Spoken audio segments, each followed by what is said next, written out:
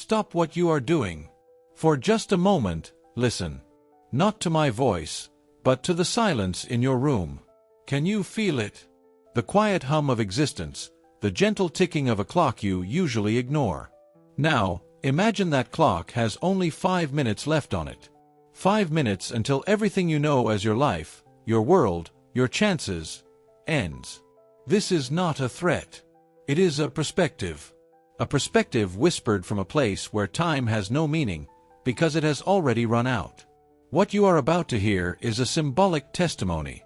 A story woven from the deepest threads of regret, a message from a soul who stands on the other side of a choice. They say this was the moment they ignored forever, the final, gentle warning before the door closed for good.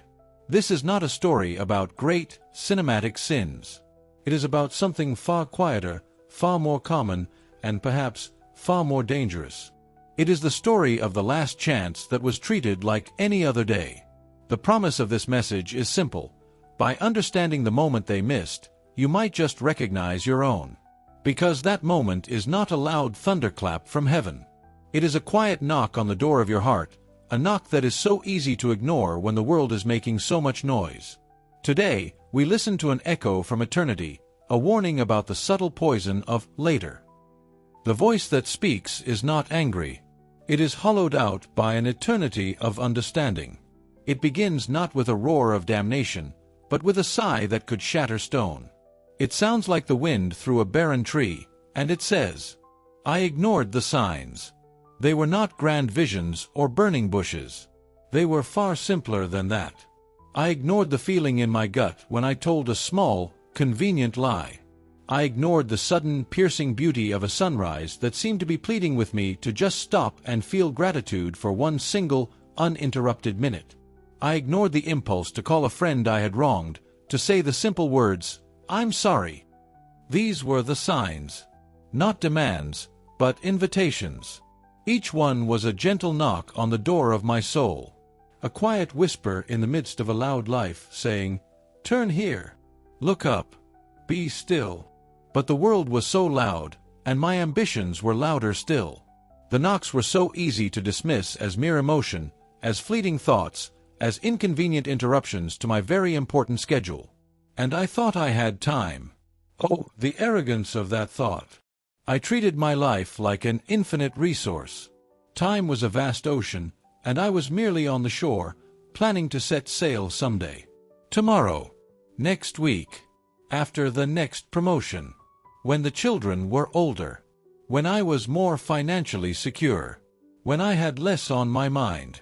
My list of reasons for delay was my most practiced prayer. I recited it every morning, convincing myself that my spiritual life was a project I could begin when all other projects were complete. I scheduled everything, meetings, vacations, even exercise, but I left the most important appointment of all open-ended. The appointment with my own conscience, with the very source of my being. I saw others who were devout, who lived with a quiet sense of purpose. I admired them from a distance. Sometimes, I even envied them. I told myself, that's wonderful for them, but my path is different. I'll get there eventually. I treated faith like a retirement plan, something to be seriously considered only when the productive years of my life were behind me. What a fool I was! I was a farmer who stared at a fertile field every single day, yet always promised to plant the seeds tomorrow, never realizing the sun was already setting on my final season. The mistake, you see, was not a single, catastrophic failure. It was 1,000 tiny choices, 1,000,000 little postponements. It was the choice to scroll on my phone instead of sitting in silence for 2 minutes. It was the choice to nurse a grudge instead of offering forgiveness. It was the choice to chase a fleeting pleasure instead of building a lasting virtue. Each choice, on its own, seemed insignificant. A pebble tossed into a pond. But I failed to see that 1,000 pebbles can fill the pond completely, leaving no room for clean water. 1,000,000 tiny threads of indifference can weave a shroud so thick that no light can get in. My life became a monument to distraction. I was busy, always busy. But I was busy with things that did not matter in the end. I was polishing the brass on a sinking ship. The world celebrated my busyness. It gave me awards for it. It paid me for it. I was successful, respected, and occupied. But in the quiet moments late at night, when the noise of the day finally faded, I could feel a hollowness. A deep, resonant emptiness that no achievement could fill. And still, I would ignore it.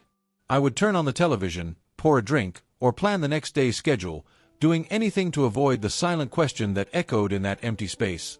Is this all there is? That question was the most persistent sign of all. It was the voice of my own soul trying to get my attention. It was God's grace, offering me a chance to look deeper, to seek more. And I treated it like an annoyance. I believed that one day, a more convenient, more dramatic, more obvious sign would appear. One I couldn't possibly miss. I was waiting for a lightning bolt, while ignoring the gentle rain that was trying to soften the hardened soil of my heart. Have you ever felt that? That quiet, persistent question in the back of your mind, the one you push away with your daily tasks and distractions? The story of this soul is a testament to what happens when you stop hearing that question altogether, not because it goes away, but because the noise you've built around yourself becomes permanent. What this soul describes next is the moment the knocking finally stopped, and the silence that followed was the most terrifying sound of all. My mistake was not one single choice, but a habit of being. A way of living that slowly, imperceptibly, turned my heart to stone. It began with postponement. The most gentle of poisons. It doesn't burn, it doesn't hurt. It just waits. I never said no to God. That would have felt too rebellious, too final. Instead, I said the most dangerous word in the universe, later. I will pray more, later, when my mind is clearer. I will be more generous, later, when I have more to give.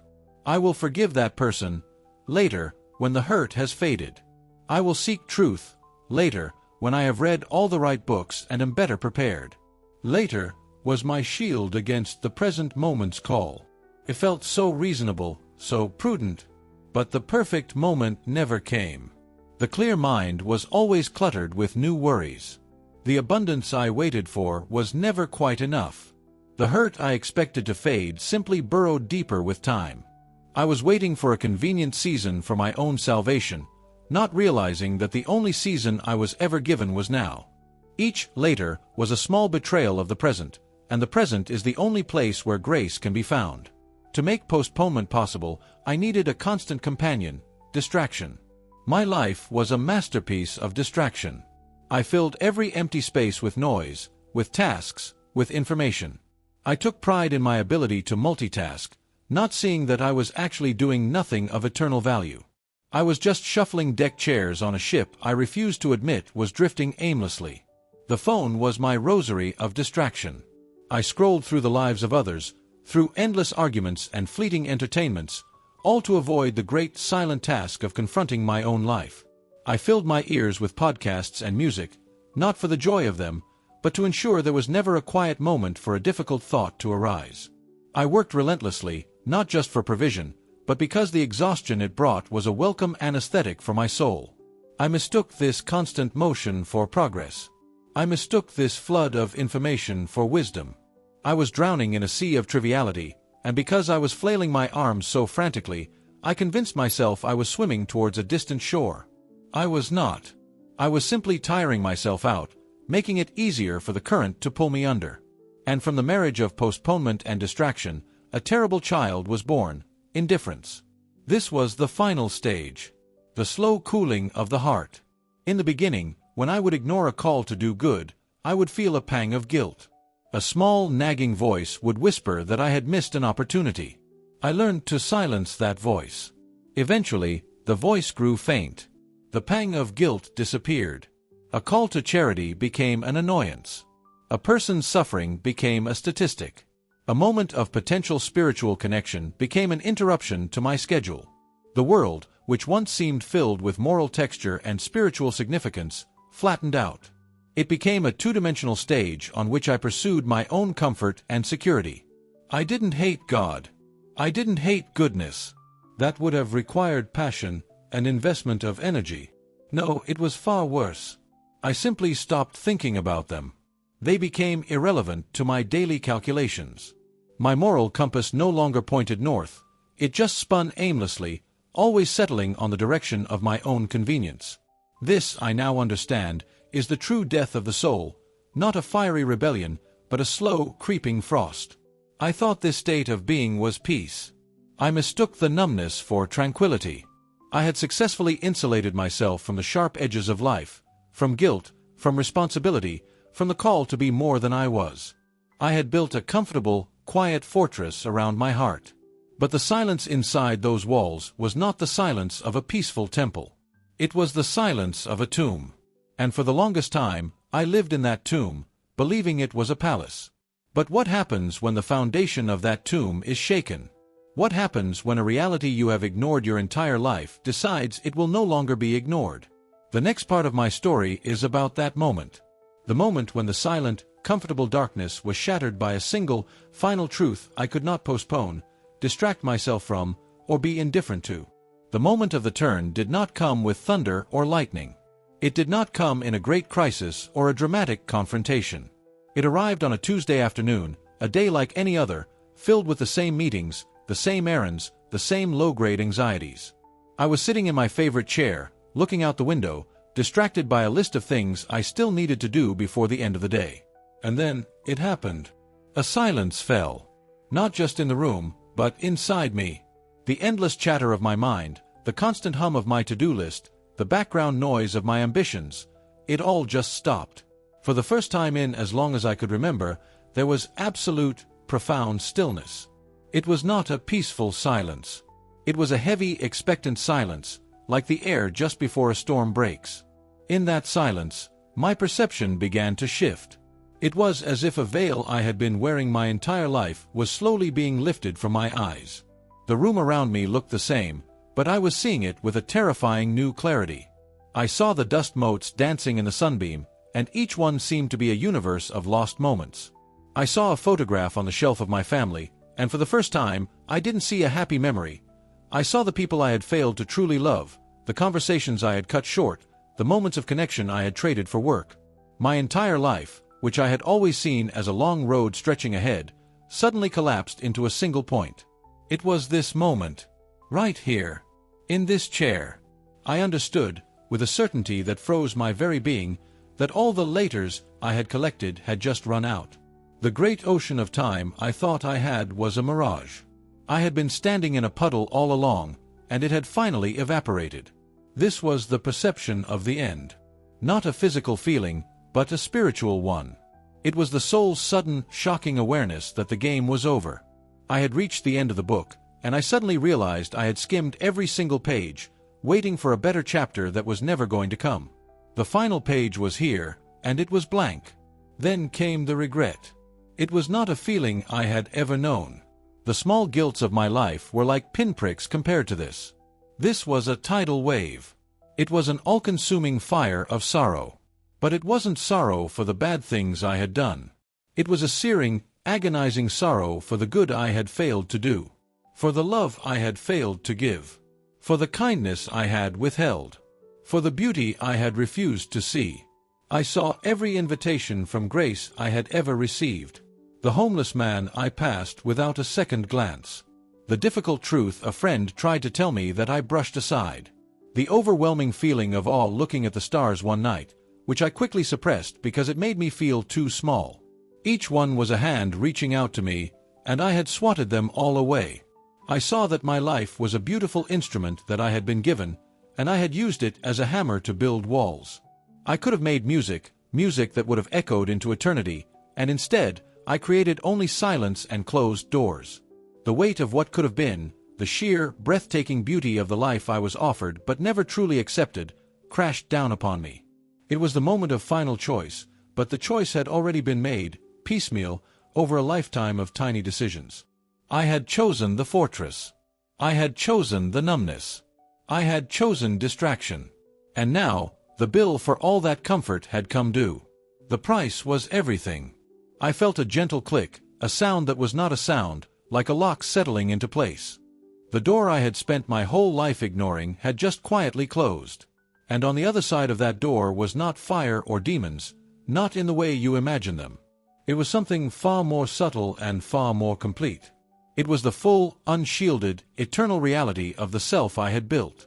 I had to live forever in the house I had constructed with my own hands. What I saw when I finally looked around that house is the warning I must now give you. It is a warning about the nature of the shadows you yourself might be casting. Do not repeat this. I beg you, from a place where begging has no currency, do not repeat my error. My damnation is not a pit of fire. It is a hall of mirrors. In every direction, I see only myself. The self I chose to be, day after day, choice after choice. There are no demons here to torment me. There is only the eternal, unshakable presence of my own selfishness, my own indifference, my own wasted potential. The torment is the clarity. I see everything now with the eyes of truth. I see the love I rejected, and I feel its absence as a physical ache. I see the moments of grace I ignored, and they flicker like distant stars I can never reach. I am not punished by an angry God. I am simply left with the consequences of my own free will. I was given a kingdom, and I chose to live in a closet. Now, the closet is all there is. You still have time. Do you understand the miracle of those words? You are breathing. Your heart is beating.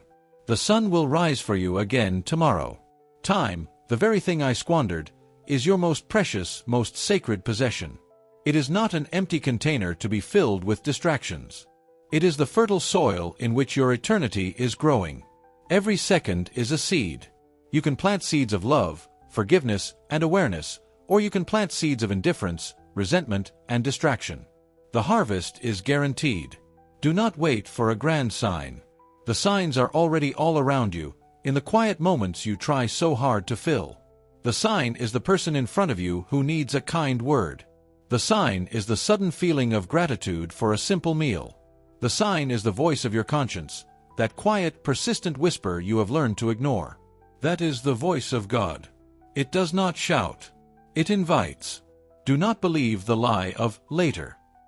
Later is a thief that robs you of the only moment you truly have, now. Every time you say later to a call of the Spirit, you are strengthening the muscle of postponement. You are practicing the art of spiritual delay. One day you will find that the muscle is so strong, you are no longer capable of moving at all. You will be paralyzed by your own habit of waiting. Stop running from the silence. The silence you fear is the very place where you will find what you are looking for. Turn off the television. Put down the phone.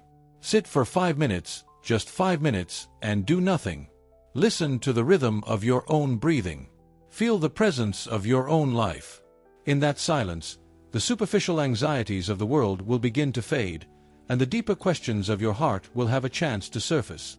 Do not be afraid of those questions. They are your guides. The greatest mistake I made was believing that my spiritual life was separate from my ordinary life. I thought it was something to be attended to on Sundays, or in moments of crisis. I did not see that every single moment is a spiritual moment. The way you speak to the cashier at the grocery store. The patience you show in traffic. The choice to listen to someone without planning your response. These are the bricks with which you build your eternal home. I built my home out of sand, and I was shocked when the tide came in. You are still on the shore, and you still have the chance to build on rock. The rock is not a complex theological formula. The rock is the simple moment-to-moment choice to act with love, to seek truth, and to be present to the grace that is constantly being offered to you. Please, listen. The clock is ticking for you, not as a threat, but as an opportunity. Every tick is a gift. A chance to choose differently. A chance to turn. A chance to awaken. I am an echo from a future you do not have to have. My regret can be your wisdom. My loss can be your gain. But the choice, now and always, is yours. Have you ever truly considered the weight of that choice, the one you are making in this very moment, with this very breath? Think of your life not as a straight line, but as a garden. Every day, you are tending to this garden. Your thoughts are the seeds, your actions are the water and sunlight, and your habits are the soil. For years, I tended my garden with neglect. I allowed the weeds of distraction and indifference to grow unchecked. I never pulled them out by the root, because it seemed like too much work. I just trimmed them now and then, to keep up appearances. I planted very little of value. Now and then, a seed of kindness or a moment of genuine connection would fall into the soil, almost by accident. But I did not nurture it. I did not water it with attention or protect it with intention. I was too busy worrying about the size of my garden, the fence I was building around it, and what the other gardeners thought of me. I was obsessed with the appearance of a successful garden, but I never cultivated its life. Now, I live in the garden I grew. It is a barren place, overgrown with the thorny weeds of my own making. The few good plants that manage to sprout are withered and small, starved of the light I denied them. My eternal reality is to walk through this desolate landscape, knowing that it could have been a paradise. Knowing that I had everything I needed, the seeds, the soil, the water, the sun, to make it so. This is the hell of my own creation, an eternity spent in the presence of my own squandered potential. You are in your garden right now. Look around you. What are you planting today? Are you scattering seeds of resentment because someone cut you off in traffic? Are you watering the weeds of envy as you scroll through social media? Are you allowing the soil of your heart to become hard and compacted by the constant pressure of worldly anxieties? Or are you choosing differently? Are you planting a seed of patience with a difficult family member? Are you watering a fragile sprout of hope with a moment of prayer or quiet reflection? Are you pulling up a weed of selfishness by performing a small, anonymous act of service for someone else? You do not need to perform grand gestures. The health of a garden is determined by 1,000 small, consistent acts of tending. The world will tell you to focus on the harvest. It will tell you to seek wealth, recognition, and pleasure. It will measure the value of your garden by the size of its fruits. But this is a deception. The true value lies not in the harvest, but in the act of gardening itself. The purpose is not to produce something for the world, but to become a certain kind of person in the process, a person whose very being is a source of life, beauty, and nourishment. I was a results-oriented gardener. I wanted the prize-winning pumpkins, but I hated the daily work of weeding and watering. I wanted the reputation of a master gardener, but I had no love for the soil. And so, I took shortcuts. I used chemical fertilizers of superficial charm and pesticides of convenient dishonesty. For a while, my garden looked impressive from a distance. But up close, the soil was dead. There was no life in it. Do not make this mistake. Fall in love with the process. Learn to find joy in the simple, sacred act of tending to your own soul. Find fulfillment in pulling a weed of negative thought, in watering a seed of compassion, in turning the soil of your heart over to the light. This is the work. This is the only work that truly matters. Because the garden you are tending today is the place where you will live forever. So I ask you, what does your garden feel like today? Is it a place of peace and life, even if it's small and humble? Or is it a place of stress, neglect, and overgrowth? The beauty is, no matter how neglected it has become, you can start tending it properly this very moment. You can pull one weed. You can plant one seed. The choice is right in front of you. What will you do with it? Let us speak of the final 5 minutes. Not the literal 5 minutes before death, but the symbolic 5 minutes. The moment when the illusion of endless time shatters. For me, that moment came in my favorite chair. For you, it may come in a hospital bed, or in the middle of a crowded street, or in the dead of night. It is the moment when the soul awakens to its own immanent reality. In those final moments, the things that had consumed my entire life became utterly meaningless. The promotions I had fought so hard for, the money I had accumulated, the arguments I had won, the opinions others held of me, all of it turned to dust. It was like holding a fistful of sand and watching it slip through my fingers. All the things I had built my identity on were worthless. What became real? What suddenly gained infinite weight and substance? The small things, the moments I had rushed through, the memory of my child's laughter that I was too busy to fully enjoy, the look in my spouse's eyes when they needed me to just listen, and I looked at my phone instead, the opportunity to forgive someone, which I let pass because my pride was more important.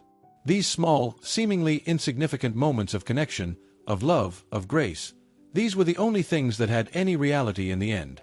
My entire life was a test, and I had studied for the wrong subjects. I had memorized the names of kings and the laws of finance, but I had failed the simple exam of the heart. Imagine your own final 5 minutes. When everything you are chasing right now is stripped away, what will be left? When the noise of your ambition and the clamor of your desires fall silent, what will you hear in the stillness of your own soul? Will you hear the echoes of a life well lived, a symphony of small kindnesses, a harmony of love given and received? Or will you hear, as I did, a deafening silence, the sound of 1,000 missed opportunities? This is not a morbid exercise. It is the most practical, most urgent exercise of your life. To live with the end in mind is not to be fearful of death, but to be fully alive in the present. It is to understand the true value of things. It is to sift the gold from the gravel in your daily experience. You are holding the gold in your hands every single day. It is in the patience you show to a struggling colleague. It is in the genuine interest you take in another person's story. It is in the moment of silent gratitude you feel for the simple gift of being alive. Do not trade this gold for the gravel of distraction, ambition, and triviality. I made that trade, and I am eternally bankrupt. The world will try to convince you that the gravel is gold. It will shine it up and present it to you on a platter. It will call it success, progress, and security. It will teach you to be an expert evaluator of gravel. But your soul knows the difference. In your quietest moments, you can feel the comforting weight of true gold and the hollow lightness of the counterfeit. Do not betray that inner knowledge. Your conscience is your most reliable guide. It is the divine compass that points you towards what is real, what is lasting, what is true. When you follow it, even when it's difficult, even when it costs you something in the world's eyes, you are storing up treasure. Not treasure that rusts or can be stolen, but the treasure of a life lived in alignment with love and truth. I had no such treasure. When my 5 minutes came, my coffers were empty. I arrived at the gates of eternity a pauper, not because I lacked worldly wealth, but because I had failed to accumulate the only currency that matters. So, look at your life today. This very day. What treasures are you accumulating? Are you chasing after the sand that will slip through your fingers, or are you gathering the small, precious gems of love and kindness that will shine for all eternity? The choice you make in the next hour will give you the answer. This message is not a story of condemnation. It is a story of consequence. It is a reflection on the simple, yet profound mathematics of the soul. 1,000 small ignorances add up to one great loss. A lifetime of laters culminates in a single, irreversible, too late. You are not hearing this message by accident. You are hearing it because some part of you, deep within the quiet of your own heart, knows that you are standing at a crossroads. You are being offered a choice. The path I took is a well-worn road. It is paved with good intentions, reasonable excuses, and the constant promise of tomorrow. It is a comfortable, easy road to walk, and it is crowded with people who, like me, believe they have all the time in the world. The other path is quieter. It is the path of the present moment. It is less traveled, because it requires awareness, it requires courage, and it requires the willingness to choose the meaningful over the easy, again and again. The voice you have heard is an echo, a warning from the end of that easy road. Its purpose is not to fill you with fear of a distant punishment, but to awaken you to the sacred, urgent beauty of your life, right now. Your life is a gift of unimaginable value. Do not leave it unopened, waiting for a more convenient day. The wrapping paper is today. The ribbon is this very moment. Open it. Live it. Do not arrive at the end of your days only to realize you never truly lived at all. This testimony is not meant to paralyze you with fear, but to mobilize you with purpose. The question is not if you will act, but how. Here is a simple guide to begin translating this warning into a new way of being. Turning signs into action. Your practical guide. In the next 24 hours. The 5-minute stillness. Sometime today, deliberately set a timer on your phone for 5 minutes. Put the phone face down, out of reach. Sit in a chair, close your eyes, and do nothing. Your only task is to listen to the silence. Your mind will race, you will feel the urge to move, to check something, to be productive. Notice this urge as the very distraction we have spoken of, and gently let it go. For these 5 minutes, you are practicing being present. You are honoring the sacred space that indifference tries to fill with noise. The act of unsent reconciliation.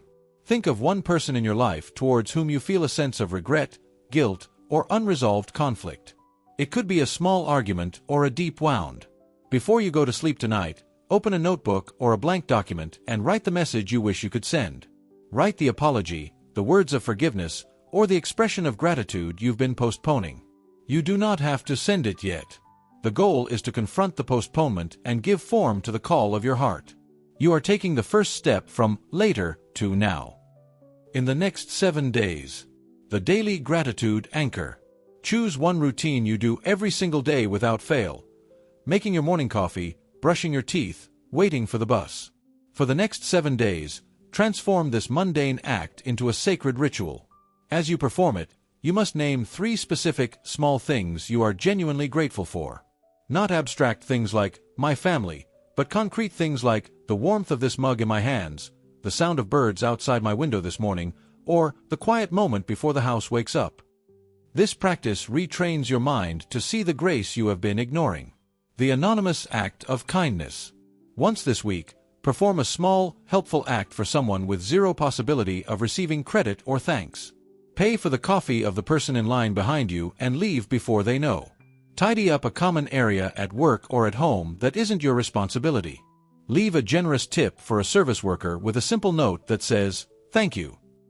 This act is a direct antidote to the self-centeredness that leads to indifference. It is a small investment in the currency of love, the only currency that matters. In the next 30 days, the weekly distraction fast. For the next 4 weeks, schedule one specific, non-negotiable hour where you will be completely screen-free. No phone, no television, no computer, no tablet. Put them in another room. During this hour, you can read a physical book, walk in nature, write in a journal with a pen, listen to music without looking at the device, or simply sit in silence. This is a deliberate fast from the noise that numbs the soul.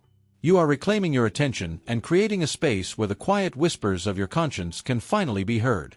The forgiveness inventory. Get a small, dedicated notebook. On the left page of the notebook, write down the names of people who have wronged you, including yourself. Be honest about the grudges you are holding. On the corresponding right page, write down what holding on to that anger is costing you. Is it costing you peace, energy, joy? Is it taking up space in your mind? This is not about condoning what they did. It is a personal inventory to help you see that unforgiveness is a poison you drink, hoping the other person will suffer.